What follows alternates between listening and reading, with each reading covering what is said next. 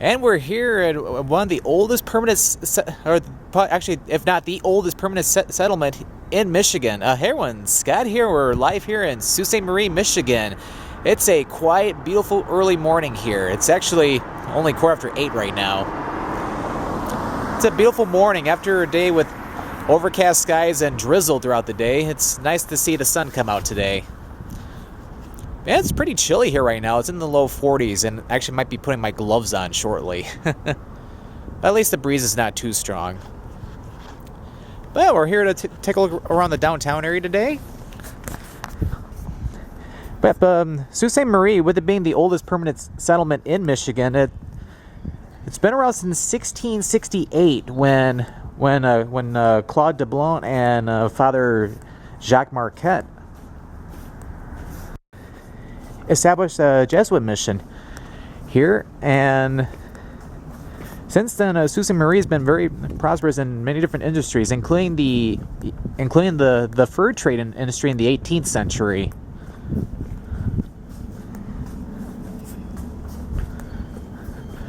Nowadays, though, it's most popular with tourism, as well as its most famous attraction, the Soo Locks, which is a collection of 5 different locks, which help ships, actually the locks are right over there, which help ships navigate the Sainte-Marie's River right over there, connecting Lake Superior to Lake Huron.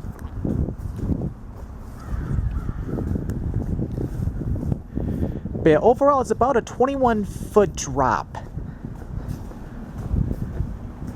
And with a lot of big ships going through here, even ships that would have been as big as even like the Edmund Fitzgerald, which unfortunately sank back in 1975 due to the storminess of Lake Superior that day in November.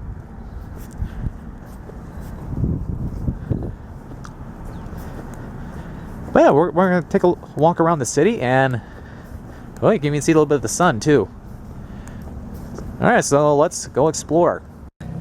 Yeah, it's like I could say that it's very quiet in downtown, nobody's out and about, but at the same time, it's only a few minutes after sunrise, so... And with it being a Sunday morning, a lot of people are either sleeping, eating breakfast, or at church. And plus, a lot of stores usually are closed on Sundays. But yeah, we're right on Ashman Street, or Business I-75. And just a little bit over that way is going to be the Chippewa County Courthouse, as Sault Ste. Marie is the county seat of Chippewa County.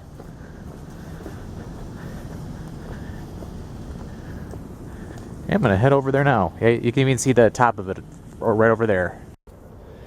And we made it to the Chippewa County Courthouse. Isn't she a beauty? Yeah, let me get back on this side of the camera so you can see the whole courthouse. Yeah, this is very beautiful. The courthouse actually was built back in 1877. Yeah, this is very beautiful. Huh. Yeah, look at this. In memory of Reverend Abel Bingham, Baptist missionary to the Indians, forerunner of the First Baptist Church, Sault Ste. Marie, Michigan, founded 1855. How about that?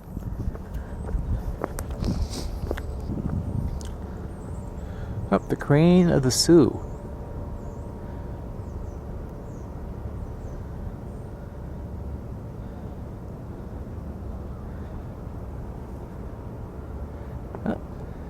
Very beautiful. All right, let's go over and check out City Hall. And right in front of us, that is the Sault Ste. Marie City Hall. This is also known as the Old Federal Building. This was built back in around 1909, 1910, and this building has served many different purposes. It started out as a post office, then it became a courthouse. Not the county courthouse like the one we saw in the previous segment over that way. But it was repurposed again in 2010 and became the Sault Ste. Marie City Hall. Very beautiful. All right, let's. Although we won't be able to go up it, let's check out the Tower of History, which that's what the larger structure is over there. Right next to the Tower of History, we have the beautiful Holy Name of Mary Catholic Church. This parish, although this church was built back in 1881, and it's the 5th church of the parish, and it's quite a beauty. Gotta say.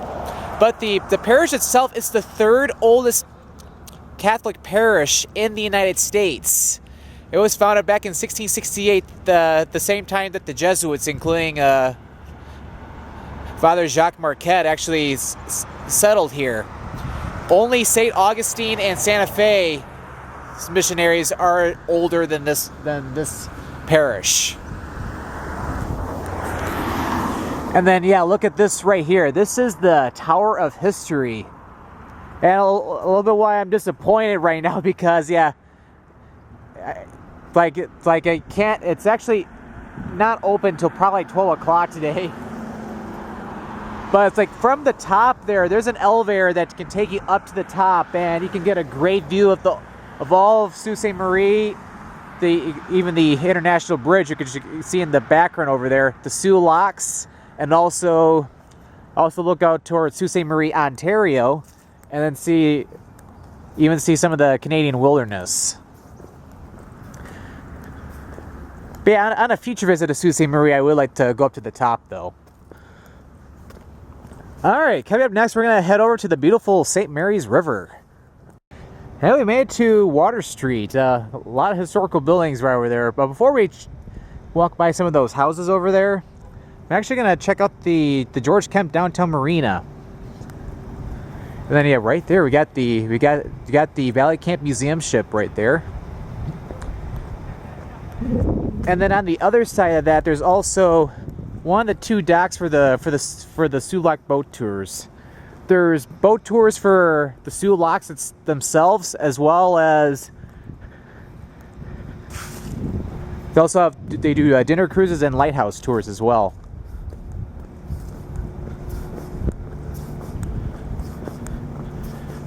Okay, so let's get a close look at the St. Mary's River. So we're gonna go onto this river walk. Well, I gotta say, my hands are starting to freeze right now. I actually had to take my gloves off because my jean pockets are actually warmer than my gloves. But anyway, we're here on the river walk. It's still a little damp from the rain yesterday, but yeah, you can see the Tower of History right over there, and yeah, take a look at that. That's actually a ship that's gonna be going through the Macarthur Lock, which is the closest lock to the U.S. coastline. That lock actually was built in 1943, and as you can tell, it's still in use today. And that's actually, after I go by some of those historic homes on Water Street, that's actually the Soo Locks viewing park. Is actually gonna be my last stop, and I think the ship might be going through there. And then right over there, you can see the International Bridge, and then yeah, you can see the beautiful Canadian wilderness over there. And then over there is Sault Ste. Marie, Ontario. Except Sault Ste. Marie is 2 cities. There's the Michigan side, or in the United States, and then there's the Canadian side over in Ontario. I think the Canadian side is the larger of the 2 cities. But yeah, sometime in the future though, I wouldn't mind going over to the Canadian side. But yeah, we got the beautiful St. Mary's River right here. Yeah, very cool. Alright, I'm trying to freeze a little bit. Let's get back to shore. But yeah, it's like, we have a little walk in history right along in here. We have the Kemp Industrial Museum. I don't know. Memorial to Viola and George Kemp. How about that? And then and we have the Braga House right here.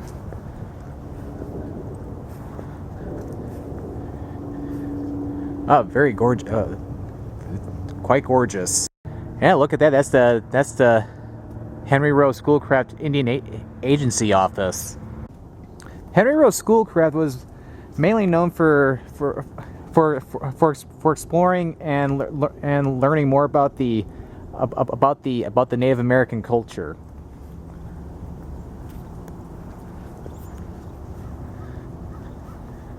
But yeah, I just think that's the old Indian Agency office. And then, although we probably won't be able to see it too well, yeah, there's the Johnston House, excuse me.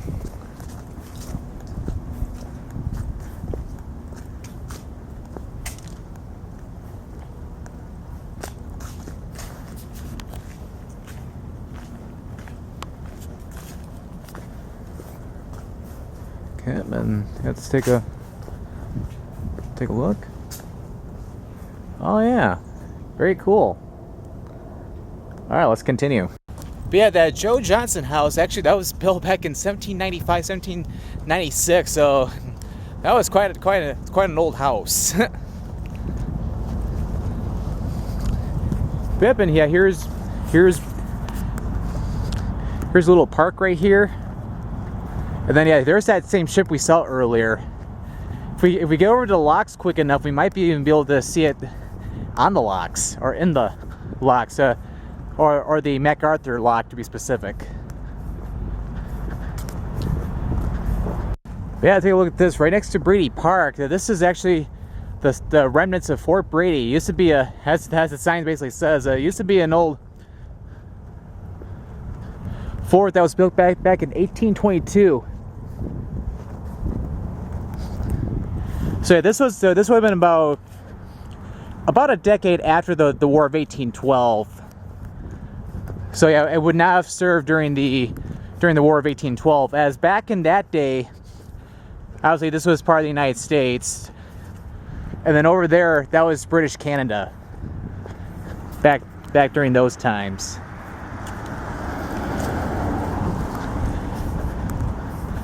All right, we should be getting over to the Soo Locks shortly.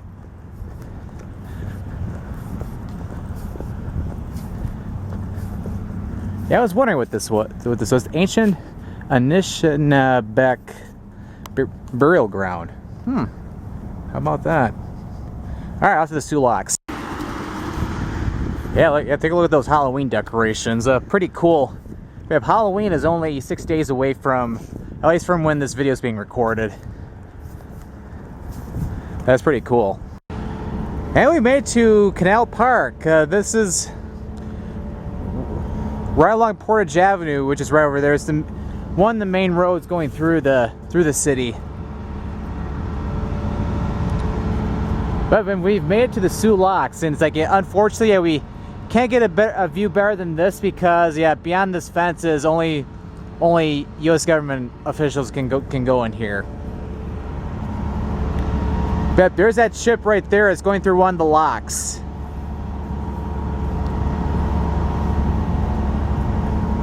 So how these locks actually work is, or how they work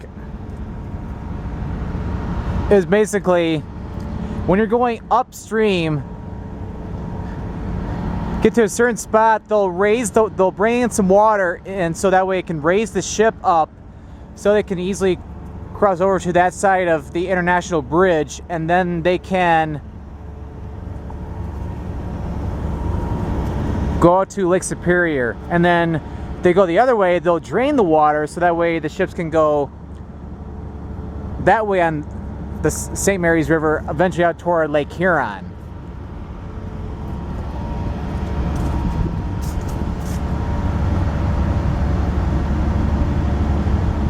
But yeah, currently there are 5 locks over here. The first one right around here is right in front of us. This is the Macarthur Lock, which, as I said earlier, is from 1943, and there's 3 others. There's the Pole Lock, which is currently the oldest lock in use. That was back from 1895, and then there's the Davis and Sabin locks, 1914 and 1919 respectively. And there's plans that they're gonna build another lock in this area. The status of the thing is to be determined, however. And then there's one lock on the Canadian side, which was built not too long ago in 1998.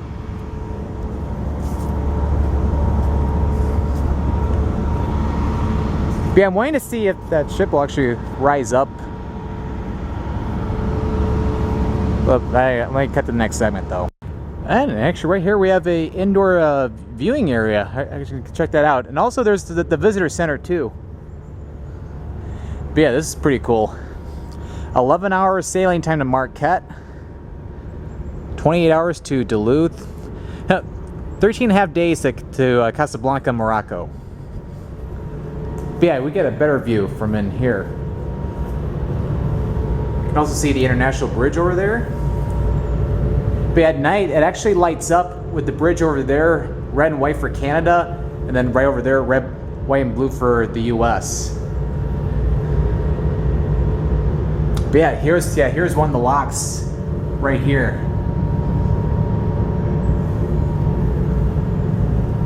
Let's get a view from up top. Gotta say, those looks really cool over here. Yeah, here's the closest lock right here. Yeah, they actually just opened up that gate right there. Currently, the water in the lock is the same level as the Lake Huron side of the Sainte-Marie's River. And then, yeah, if you look over there, you can see the more elevated water level over there. That's about a good 21-foot difference.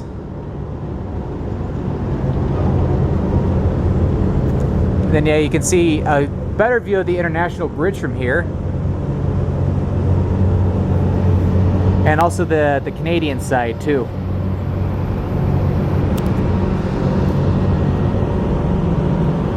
I would think that ship would be rising up pretty shortly here. Oh yeah, there's one of the ships that, or one of the, well, small boats going out.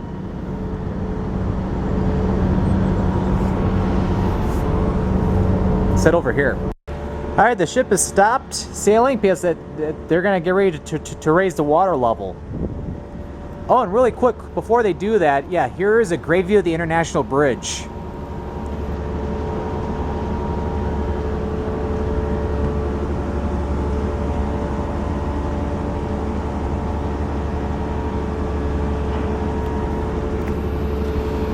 But yeah, as a matter of fact, the actual Sainte-Marie's River is somewhere out in that direction, and the reason why the city is called Sault Ste.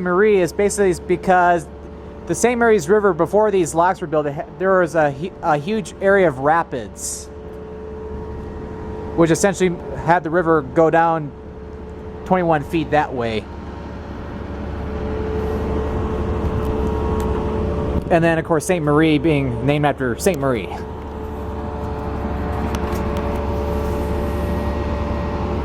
But yeah, this is pretty cool.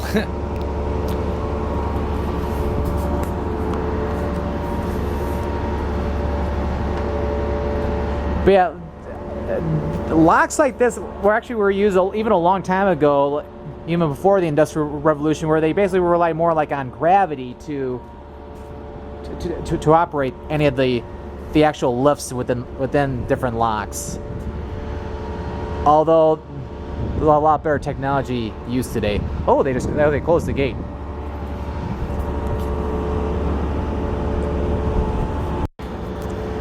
Yeah, take a look. Yeah, as we speak, although you can barely see it, the ship is slowly rising. Let me hold the camera still for about half a minute. Because yeah, there's so much water they got to fill in there to raise the water level 21 feet. You can notice the rise very slowly.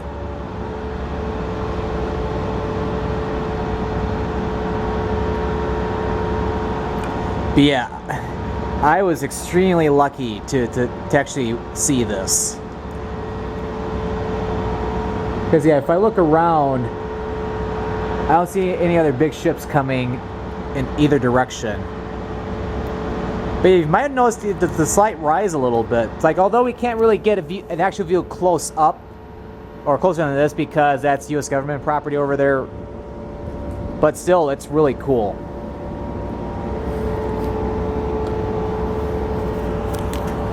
But Sault Ste. Marie has a lot to offer from all of its different shops and restaurants in downtown, actually just right over there. And also a lot of great historical buildings, especially along Water Street. There's a great marina with the road walk over there. And of course, most most importantly, the Soo Locks. And if you're really lucky like I am today, you can actually see a ship actually rise up or possibly sink as it heads that way. But yeah, it's like what that ship's going to do is it's going to, once the water level rises completely, it's going to then allow the ship to continue its way on the St. Mary's River out toward Whitefish Bay. And then yeah, one thing I like to do, perhaps maybe Memorial Day weekend, I'm not sure yet, but when am I coming back to Sault Ste. Marie and doing a separate video of maybe doing like the Soo Locks boat tours? See the Soo Locks actually really close up. Alright, actually I'm not done with the video yet. Forgot to mention, yeah, they're actually filling up the water in this little canal even as we speak. Take a look right over there. You can see they're letting in a very little amount of water. So with that, it's going to allow the water level to eventually rise up to the same level as the Lake Superior side of the St. Mary's River. But yeah, that ship has really risen up. So yeah, but thank you for watching today's video here in Sault Ste. Marie, Michigan. This is Scott signing out.